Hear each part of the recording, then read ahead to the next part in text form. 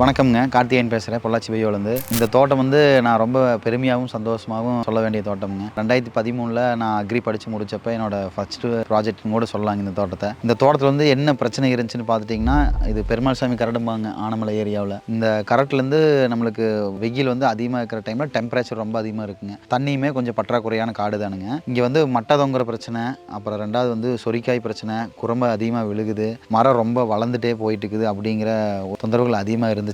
இது எல்லாமே வந்து நம்ம இஎம்என்டமிஏ ஜெல்லு, ஹியூமிக்கி, போரானு உரங்களை கொடுத்து நம்ம கண்ட்ரோல் பண்ணி கொடுத்துருக்குறோம். இப்போ நம்ம கொடுக்குற உரங்கள் வந்து குறைஞ்சது நீங்கள் ஒரு 6 மாதமாவது தொடர்ந்து யூஸ் பண்ணணுங்க. வருஷத்தில் ஒரு தடவை 2 தடவை யூஸ் பண்ணிவிட்டு நீங்கள் விட்டுட்டு ரிசல்ட் இல்லை அப்படிங்கிறத இது பண்ண வேண்டாமுங்க. இந்த தோட்டம் வந்து பார்த்துட்டோம்னா அரசம்பட்டி நட்டை வெரைட்டி தானுங்க. ஆனால் பார்த்துட்டா நம்ம இளநி மரத்துக்கு ஈக்குவலாக வந்து இதனுடைய காப்புத்திறன் இருக்கும். நீங்கள் ஃபோட்டோஸில் பார்த்தாலே தெரியுங்க. நம்ம தண்ணியில் கரைச்சி ஊற்றுற மாதிரி உரம் கொடுக்குறங்காட்டி இவங்களுக்கு ஊற்றுறதுக்கும் ரொம்ப ஈஸியாக இருக்குது. வருஷத்தில் 2 டைமும் கட்டுறோமுங்க. பூச்சி தொந்தரவு அதிகமாக இருந்துச்சுன்னா நுண்ணூட்ட சத்து டானிக்கோட சேர்த்தா நம்ம கட்டுறோம். 3 தடவை கட்டினாலுமே வந்து நம்மளுக்கு பூச்சியும் கண்ட்ரோல் ஆகிக்குது. 2வது வந்து காப்பு திறனும் வந்து அதிகமாகிக்குதுங்க. எல்லா விவசாயிகளும் கேட்குறீங்க, நம்ம மரத்தை வந்து காப்பு இவ்வளோதான் கொண்டு வர முடியுமா அப்படிங்கிற மாதிரி நிறைய சந்தேகங்களோட கேட்குறீங்க. இப்போ பார்த்துக்குங்க, இது வந்து அரசம்பட்டி நட்டை வெரைட்டி தான். இந்த அளவுக்கு எனக்கு தெரிஞ்ச அரசம்பட்டி நட்டை வேறு எங்கேயுமே காப்பு இருக்கிற மாதிரி தெரியலைங்க. நீங்கள் எப்போவாவது உங்களுக்கு டைம் கிடச்சிதுன்னா ஆனமலை வந்தீங்கன்னா எங்களோட சொந்த ஊர் தான். இங்கே வந்து நீங்கள் தோட்டத்தை எப்போ வேணாலும் நேரில் வந்து பார்க்கலாமுங்க. நம்ம வந்து அக்ரி படிச்சிருக்கிறோம் அப்படிங்கிறத தாண்டிங்க, நம்ம ஒரு விவசாயி குடும்பத்தை சார்ந்த ஒரு